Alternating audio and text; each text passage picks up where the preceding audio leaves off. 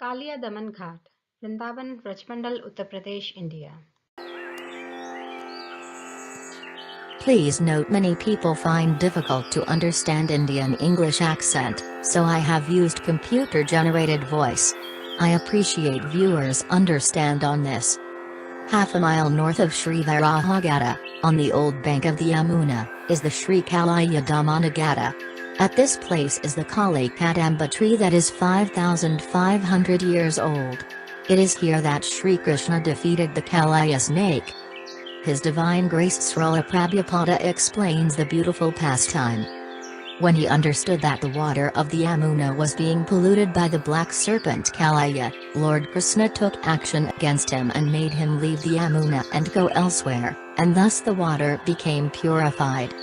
When this story was being narrated by Sukadeva Goswami, Maharaja Pariksit became eager to hear more about Krishna's childhood pastimes. He inquired from Sukadeva Goswami how Krishna chastised Kaliya, who was living in the water for many years. Actually, Maharaja Pariksit was becoming more and more enthusiastic to hear the transcendental pastimes of Krishna, and his inquiry was made with great interest. Sukadeva Goswami narrated the story as follows. Within the river Yamuna there was a great lake, and in that lake the black serpent Kaliya used to live. Because of his poison, the whole area was so contaminated that it emanated a poisonous vapor 24 hours a day. If a bird happened to even pass over the spot, he would immediately fall down in the water and die. Due to the poisonous effect of the Yamuna's vapors, the trees and grass near the bank of the Yamuna had all dried up. Lord Krishna saw the effect of the great serpent's poison. The whole river that ran before Vrindavana was now deadly. Krishna, who invented himself just to kill all undesirable elements in the world, immediately climbed up in a big Kadamba tree on the bank of the Yamuna. The Kadamba is a round yellow flower, generally seen only in the Vrindavana area. After climbing to the top of the tree, he tightened his belt cloth, and, flapping his arms just like a wrestler, jumped in the midst of the poisonous lake. The Kadamba tree from which Krishna had jumped was the only tree there which was not dead. Some commentators say that due to touching the lotus feet of Krishna, the tree became immediately alive. In some other Puranas it is stated that Garuda, the eternal carrier of Vishnu, knew that Krishna would take this action in the future, so he put some nectar on this tree to preserve it. When Lord Krishna jumped into the water, the river overflooded its banks, as if something very large had fallen into it. This exhibition of Krishna's strength is not at all uncommon because he is the reservoir of all strength.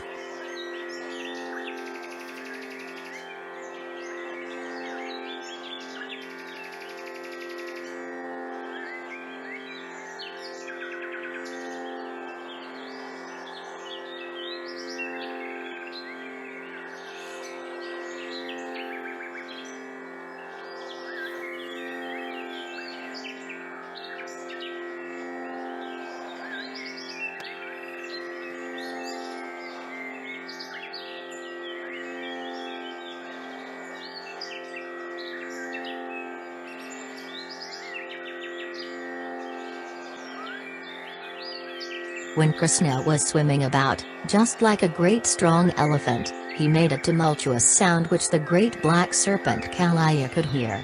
The tumult was intolerable for him, and he could understand that this was an attempt to attack his home. Therefore he immediately came before Krishna. Kaliya saw that Krishna was indeed worth seeing because his body was so beautiful and delicate, its color resembled that of a cloud, and his legs resembled a lotus flower. He was decorated with Srivatsa, jewels and yellow garments. He was smiling with a beautiful face and was playing in the river Yamuna with great strength.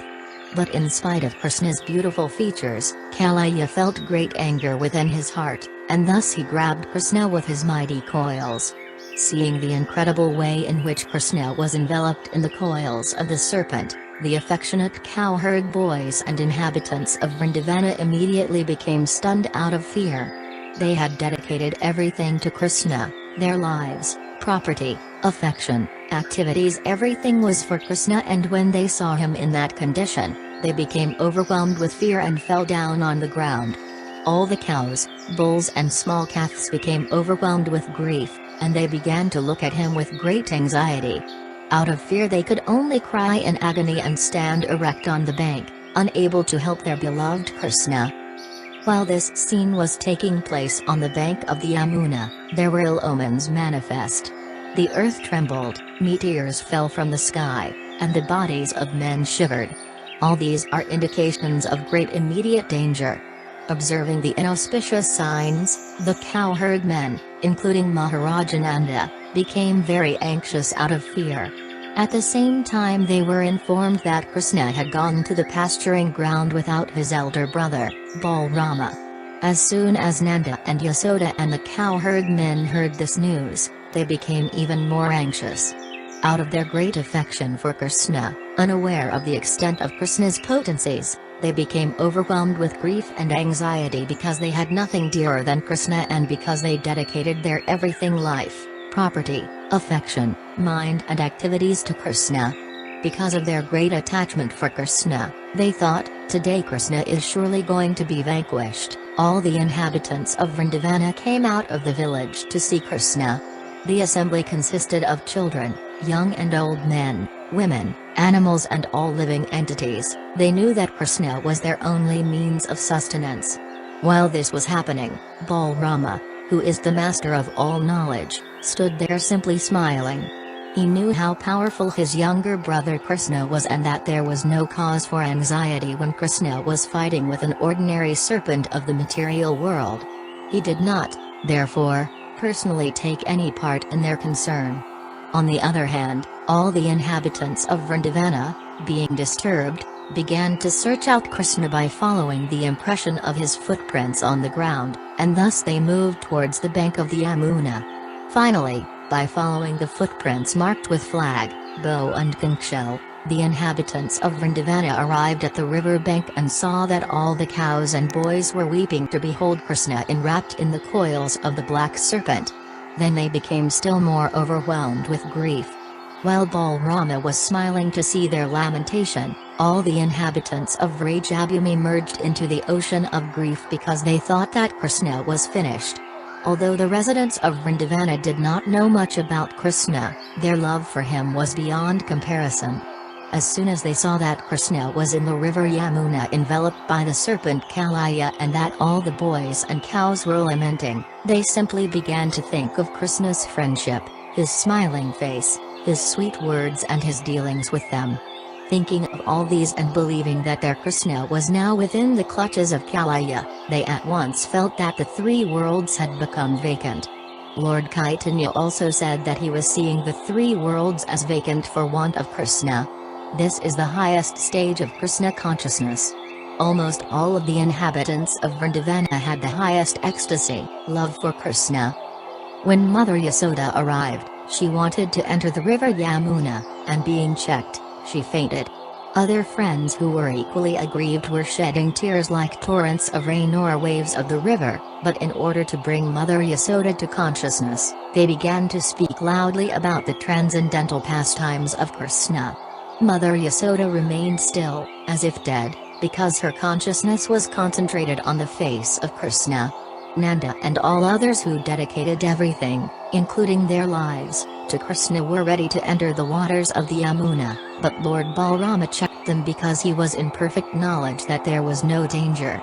For 2 hours Krishna remained like an ordinary child gripped in the coils of Kaliya, but when he saw that all the inhabitants of Gokula including his mother and father, the gopis, the boys and the cows were just on the point of death and that they had no shelter for salvation from imminent death, Krishna immediately freed himself. He began to expand his body, and when the serpent tried to hold him, he felt a great strain. On account of the strain, his coils slackened, and he had no other alternative but to let loose the personality of Godhead, Krishna, from his grasp. Kaliya then became very angry, and his great hoods expanded. He exhaled poisonous fumes from his nostrils, his eyes blazed like fire, and flames issued from his mouth. The great serpent remained still for some time, looking at Krishna. Licking his lips with bifurcated tongues, the serpent looked at Krishna with double hoods, and his eyesight was full of poison. Krishna immediately pounced upon him, just as Garuda swoops upon a snake. Thus attacked, Kaliya looked for an opportunity to bite him, but Krishna moved around him. As Krishna and Kaliya moved in a circle, the serpent gradually became fatigued, and his strength seemed to diminish considerably. Krishna immediately pressed down the serpent's hoods and jumped up on them. The Lord's lotus feet became tinged with red from the rays of the jewels on the snake's hoods. Then he, who is the original artist of all fine arts, such as dancing, began to dance upon the hoods of the serpent, although they were moving to and fro. Upon seeing this, denizens from the upper planets began to shower flowers, beat drums, play different types of flutes and sing various prayers and songs. In this way, all the denizens of heaven, such as the Gandharvas, Siddhas and demigods, became very pleased. While Krishna was dancing on his hoods, Kaliya tried to push him down with some of his other hoods. Kaliya had about 100 hoods, but Krishna took control of them. He began to dash Kaliya with his lotus feet, and this was more than the serpent could bear. Gradually, Kaliya was reduced to struggling for his very life. He vomited all kinds of refuse and exhaled fire. While throwing up poisonous material from within, Kaliya became reduced in his sinful situation. Out of great anger, he began to struggle for existence and tried to raise one of his hoods to kill the Lord. The Lord immediately captured that hood and subdued it by kicking it and dancing on it. It actually appeared as if the Supreme Personality of Godhead Vishnu was being worshipped. The poisons emanating from the mouth of the serpent appeared to be like flower offerings. Kaliya then began to vomit blood instead of poison. He was completely fatigued. His whole body appeared to be broken by the kicks of the Lord. Within his mind, however, he finally began to understand that Krishna was the Supreme Personality of Godhead, and he began to surrender unto him. He realized that Krishna was the Supreme Lord, the Master of everything. The wives of the serpent, known as the Nagapatnas, saw that their husband was being subdued by the kicking of the Lord, within whose womb the whole universe remains. Kaliya's wives prepared to worship the Lord, although, in their haste, their dress, hair and ornaments became disarrayed. They also surrendered unto the Supreme Lord and began to pray.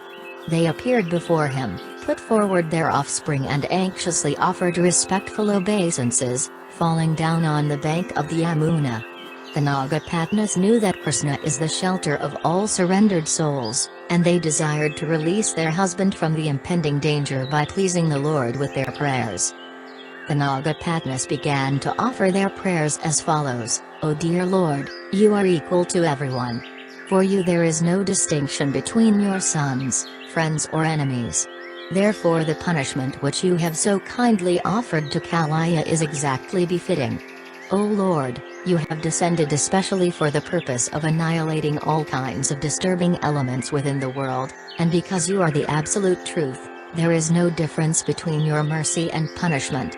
We think, therefore, that this apparent punishment to Kaliya is actually some benediction. We consider that your punishment is your great mercy upon us, because when you punish someone it is to be understood that the reactions of his sinful activities are eradicated. It is already clear that this creature appearing in the body of a serpent must have been overburdened with all kinds of sin, otherwise, how could he have the body of a serpent? Your dancing on his hoods reduces all the sinful results of actions caused by his having this body of a serpent. It is, therefore, very auspicious that you have become angry and have punished him in this way. We are very astonished to see how you have become so pleased with this serpent who evidently performed various religious activities in his past lives. Everyone must have been pleased by his undergoing all kinds of penances and austerities, and he must have executed universal welfare activities for all living creatures. The Nagapatnas confirm that one cannot come in contact with Krishna without having executed pious activities in devotional service in his previous lives. As Lord Chaitanya advised in his Sixastaka, one has to execute devotional service by humbly chanting the Hare Krishna mantra, thinking oneself lower than the straw in the street and not expecting honor for himself but offering all kinds of honor to others. The Nagapadmas were astonished that, although Kaliya had the body of a serpent as the result of grievous sinful activities, at the same time he was in contact with the Lord to the extent that the Lord's lotus feet were touching his hoods. Certainly this was not the ordinary result of pious activities. These two contradictory facts astonished them. Thus they continued to pray, "O dear Lord, we are simply astonished to see that he is so fortunate as to have the dust of your lotus feet on his head. This is a fortune sought after by great saintly persons. Even the goddess of fortune underwent severe austerities just to have the blessing of the dust of your lotus feet, so how is it that Kaliya is so easily getting this dust on his head? We have heard from authoritative sources that those who are blessed with the dust of your lotus feet do not care even for the highest post within the universe, namely the post of Lord Brahma, or the kingship of heavenly planets, or the sovereignty of this planet. Nor do such persons desire to rule the planets above this earth, such as Siddhaloka, nor do they aspire for the mystic powers achieved by the yoga process. Nor do the pure devotees aspire for liberation by becoming one with you. My Lord, although he is born in a species of life which is fostered by the most abominable modes of material nature, accompanied with the quality of anger, this king of the serpents has achieved something very, very rare. Living entities who are wandering within this universe and getting different species of life can very easily achieve the greatest benediction only by your mercy. It is also confirmed in the Chaitanya Charitamrita that the living entities are wandering within the universe in various species of life, but by the mercy of Krishna and the spiritual master, they can get the seed of devotional service, and thus their path of liberation can be cleared. We therefore offer our respectful obeisances unto you, the Nagapadmas continued, our dear Lord, because you are the Supreme Person, you are living as the Super Soul within every living entity, although you are transcendental to the cosmic manifestation, everything is resting in you. You are the personified indefatigable eternal time. The entire time force is existing in you, and you are therefore the seer and the embodiment of total time in the shape of past, present and future, month, day, hour, moment, everything. In other words, O Lord, you can see perfectly all the activities happening in every moment, in every hour, in every day, every year, past, present and future.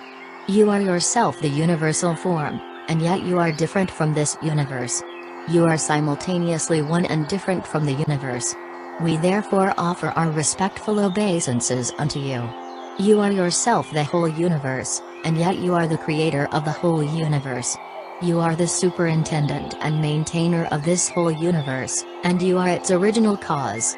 Although you are present within this universe by your three qualitative incarnations, Brahma, Vishnu, and Mahesvara, you are transcendental to the material creation.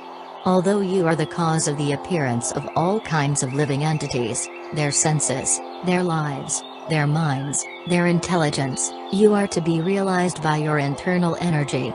Let us therefore offer our respectful obeisances unto you, who are unlimited, finer than the finest, the center of all creation and knower of everything. Different varieties of philosophical speculators try to reach you. You are the ultimate goal of all philosophical efforts, and you are actually described by all philosophies and by different kinds of doctrines. Let us offer our respectful obeisances unto you, because you are the origin of all scripture and the source of knowledge. You are the root of all evidences, and you are the Supreme Person who can bestow upon us the supreme knowledge. You are the cause of all kinds of desires, and you are the cause of all kinds of satisfaction. You are the Vedas personified. Therefore we offer you our respectful obeisances, our dear Lord, you are the Supreme Personality of Godhead, Krishna, and you are also the Supreme Enjoyer now appeared as the son of Vasudeva, who is a manifestation of the pure state of goodness. You are the predominating deity of mind and intelligence, Pradama and Anuruddha, and you are the Lord of all Vaisnavas. By your expansion as Katarvyuha, namely Vasudeva, Sankarsana, Anuruddha, and Pradama, you are the cause of the development of mind and intelligence. By your activities only, the living entities become covered by forgetfulness or discover their real identity. This is also confirmed in the Bhagavad Gita, 15th chapter. The Lord is sitting as the Supersoul in everyone's heart, and due to his presence the living entity either forgets himself or revives his original identity. We can partially understand that you are within our hearts as the witness of all our activities, but it is very difficult to appreciate your presence, although every one of us can do so to some extent. You are the supreme controller of both the material and spiritual energies, therefore you are the supreme leader, although you are different from this cosmic manifestation. You are the witness and creator and the very ingredient of this cosmic manifestation. We therefore offer our respectful obeisances unto you.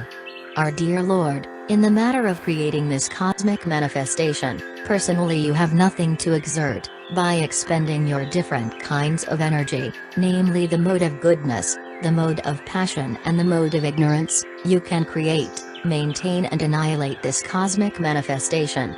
As the controller of the entire time force, you can simply glance over the material energy, create this universe and energize the different forces of material nature which are acting differently in different creatures. No one can estimate, therefore, how your activities are going on within this world. Our dear Lord, although you have expanded into the three principal deities of this universe, namely Lord Brahma, Lord Vishnu and Lord Shiva, for creation, maintenance and destruction, your appearance as Lord Vishnu is actually for the benediction of living creatures. Therefore, for those who are actually peaceful and who are aspiring after the supreme peace, worship of your peaceful appearance as Lord Vishnu is recommended. O Lord, we are submitting our prayers unto you. You can appreciate that this poor serpent is going to give up his life. You know that for us women our lives and everything are our husbands, therefore, we are praying unto you that you kindly excuse Kaliya, our husband, because if this serpent dies, then we shall be in great difficulty. Looking upon us only, please excuse this great offender. Our dear Lord, every living creature is your offspring, and you maintain everyone. This serpent is also your offspring, and you can excuse him although he has offended you, undoubtedly without knowing your potency. We are praying that he may be excused for this time. Our dear Lord, we are offering our loving service unto you because we are all eternal servitors of your lordship. You can order us and ask us to do whatever you please. Every living being can be relieved from all kinds of despair if he agrees to abide by your orders. After the Nagapatnis submitted their prayers, Lord Krishna released Kaliya from his punishment. Kaliya was already unconscious from being struck by the Lord. Upon regaining consciousness and being released from the punishment, Kaliya got back his life force and the working power of his senses. With folded hands, he humbly began to pray to the Supreme Lord Krishna, "My dear Lord, I have been born in such a species that by nature I am angry and envious, being in the darkest region of the mode of ignorance. Your lordship knows well that it is very difficult to give up one's natural instincts, although by such instincts the living creature transmigrates from one body to another. It is also confirmed in the Bhagavad Gita that it is very difficult to get out of the clutches of material nature, but if anyone surrenders unto the Supreme Personality of Godhead, Krishna, the modes of material nature can no longer act on him. My dear Lord," Kaliya continued, "you are therefore the original creator of all kinds of modes of material nature by which the universe is created.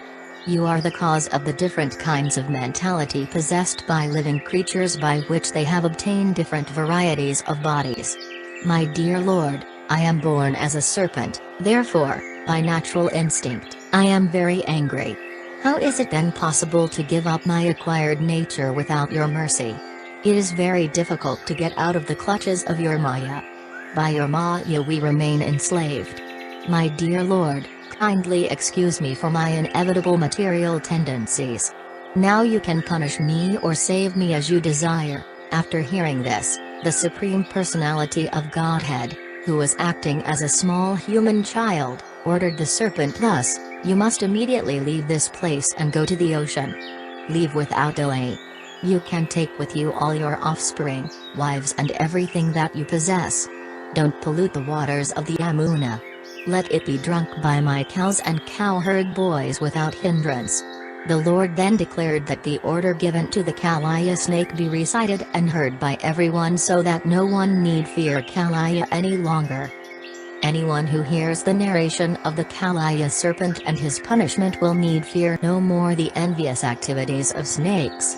The Lord also declared, if one takes a bath in the Kaliya lake where my cowherd boyfriends and I have bathed, or if one, fasting for a day, offers oblations to the forefathers from the water of this lake, he will be relieved from all kinds of sinful reaction.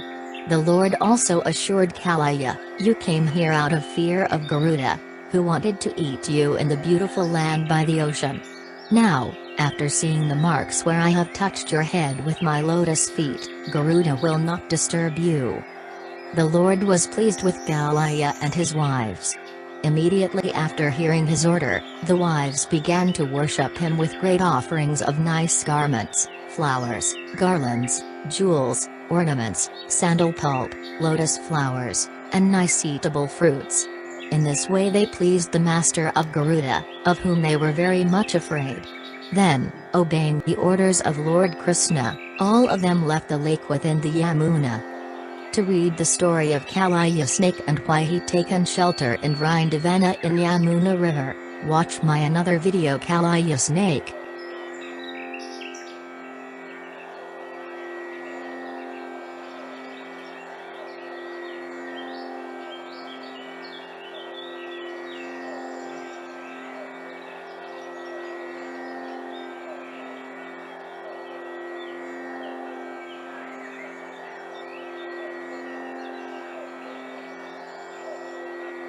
Right side of this Kaliya Damana Ghata, is a small pathway behind this old Kaliya temple. This pathway leads to Sri Pad Prabodhananda Sarasvati Samadhi in Bhajansthal. He met Lord Chaitanya at Sri Rangam, in South India and was the uncle as well as the spiritual master of Gopala Bhatta Goswami. Taking a vow never to leave Vrindavana for the rest of his life, he used this area as his Bhajana Kutira. He was one of the intimate associates of the 6 Goswamis and wrote several important books on Krishna consciousness. Whenever I upload new video, I update homepage glories of Holy Dhamma of my website vedicandustan.org and also under menu. You can also press the YouTube subscribe button to receive notification. I am thankful to my subscribers and viewers for their support in my small devotional service for Srila Prabhupada. All glories to Srila Prabhupada. All glories to Sri Guru and Sri Gauranga.